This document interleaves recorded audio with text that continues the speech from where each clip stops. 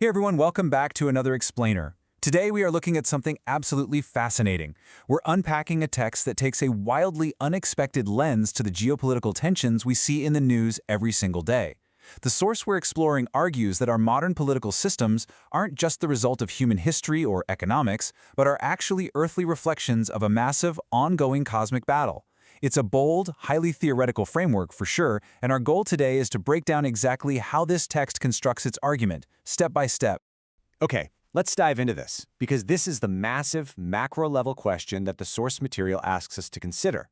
What if the ideological struggle between free, democratic societies and highly controlled, totalitarian regimes isn't just a human invention?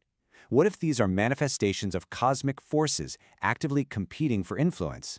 It's a huge concept, and it completely forces us to look at the daily news through a totally different, almost mythological lens. The ideas we're exploring come directly from a source text titled Zoroaster, How to Fight the Dark God of the Universe, which was recorded on January 13, 2021. Now, as an explainer, we aren't here to endorse the theological claims made in this text. We're just impartially mapping out its unique architecture. Specifically, we're going to focus heavily on Chapter 4, titled The Struggle Between Light and Darkness Behind the Battle of Democracy and Totalitarianism.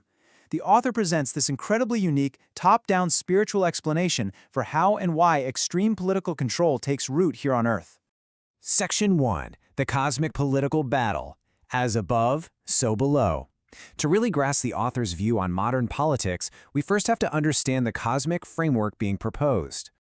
At the absolute core of the text is this fundamental duality. On one side, we have the forces of light, which the source aligns with democracy, free will, and the flourishing of individuality.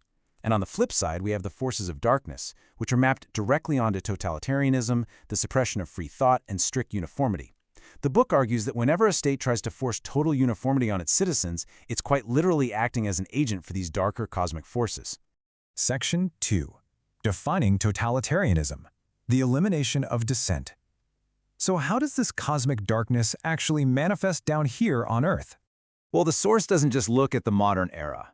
It traces this battle as a cyclical, historical reality. It points to cosmic interventions dating back over 4,800 years, specifically noting clashes between forces like Metatron and Ahriman, and it maps this right onto human conflicts.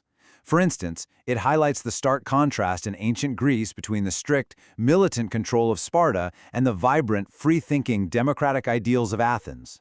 The author then traces this push and pull forward through the bloody clashes of the French Revolution all the way to the rise of the Soviet Union in the 20th century. So according to this timeline, totalitarianism isn't just a modern glitch in the system, it's an ancient, recurring blueprint. And what is the ultimate goal of that blueprint? The text defines it with chilling simplicity. It states that in these systems, quote, other thoughts are not allowed, and dissenting opinions are not permitted. The author argues that the absolute essence of earthly darkness is the complete elimination of diversity in thought, essentially trying to force millions of unique individuals into a single, unyielding, and easily controllable mold. Section 3. Materialism and Efficiency. The Path to Control. This brings us to a really practical question. How do vibrant human societies actually slide into this level of absolute control? According to Chapter 4 of our source, the trap is set through two very modern obsessions: extreme materialism and the pursuit of ultimate efficiency.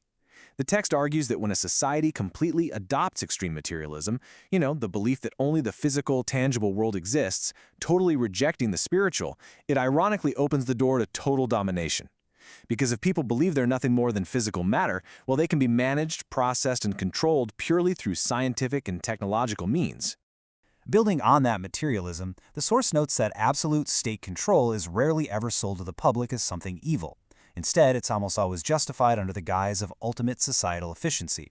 If the state is viewed as this massive, finely tuned machine, then individual free will is just friction that slows the whole thing down.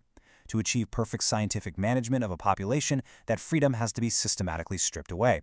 Section 4. The AI surveillance state, technological totalitarianism. Which brings us right to the present day.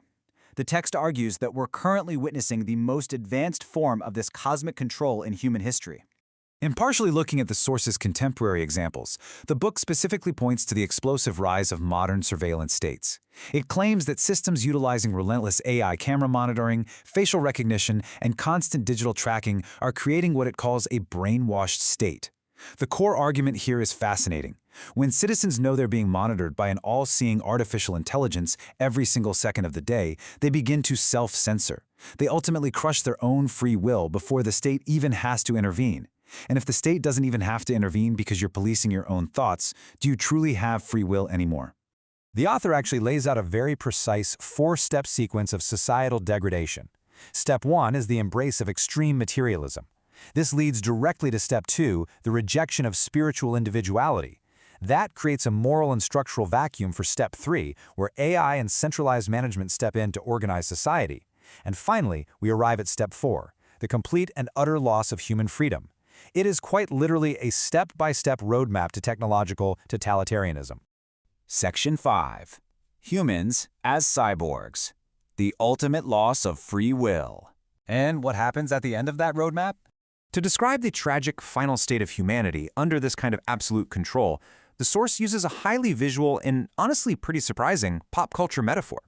It compares the citizens of these ultimate totalitarian regimes to the Imperial stormtroopers in Star Wars. Clad in uniform pure white, completely devoid of personal identity, simply following orders from a central command. The text claims this isn't just a movie trope, it is the literal desire of the dark cosmic forces to manage humanity as a faceless, uniform army where every single soldier is identical. So the crucial point is this final, striking warning. Under a system of absolute efficiency, relentless AI surveillance, and pure materialism, human beings cease to be truly human. According to Chapter 4 of the text, they are reduced to robotic cyborgs. They become biological machines, stripped entirely of the free will, individuality, and creative thought that defines the forces of light. Whether you view this text as literal, spiritual truth, or simply as a fascinating philosophical metaphor, the underlying tension is incredibly relevant today. It leaves us with a really critical question to consider. As we continue to build more complex, AI-driven societies in our relentless pursuit of ultimate efficiency, what boundaries must we set to protect our individuality, our dissent, and ultimately, our free will? Thanks so much for joining me on this explainer. Keep asking questions, and I'll see you next time.